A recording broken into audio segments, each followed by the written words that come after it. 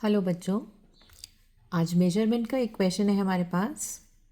A man do a work in 12 days working 8 hours per day.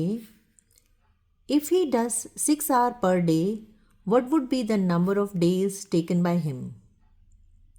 अब आपको question में देखिए ध्यान से कि बताया गया एक आदमी एक काम को कर रहा है जिसमें कि उसे 12 days लग रहे हैं और वो काम करता है 8 hours पर डे, यानी कि एक दिन में 8 घंटे काम करता है, तो 12 days में उस काम को कंप्लीट कर रहा है।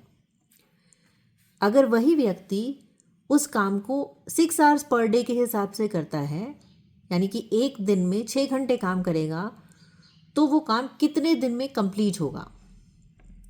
अब आप क्वेश्चन को ओरली पढ़ के भी समझ पा रहे हैं कि अगर 8 घंटे काम करने पर 12 days में कंप्लीट हो रहा है, तो वो नंबर ऑफ आवर्स घटा दिए तो नंबर ऑफ डेज बढ़ जाएंगे, क्योंकि अगर कम घंटे काम करेगा तो समय बढ़ जाएगा ना। तो दैट मीन्स हमारा आंसर जो है 12 से तो बड़ा ही आना चाहिए, इन तीनों में से कोई आना चाहिए। ये हम ओरली भी गेस कर सकते हैं। अब हम देखते हैं क्वेश्चन में हमें दिया क्या क्या हुआ है कि काम जो है, वर्क जो है वो एक है, कोई भी एक काम कर रहा है, और नंबर ऑफ पीपल जो है हमारे M1 पर्सन जो हैं वो भी एक है। D1 जो है हमारा, यानी कि कितने डेज लग रहे हैं, वो है 12, और H1 आवर्स जो हैं हमारे वो हैं 8 आवर पर डे काम करता है।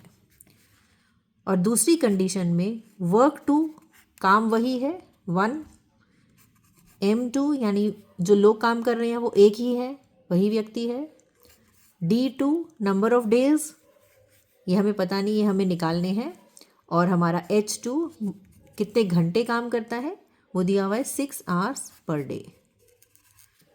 तो हमारा एक फॉर्मूला है इसके लिए, M1 multiply D1 multiply H1 upon work 1 is equal to M2 multiply D2 multiply H2 upon work 2।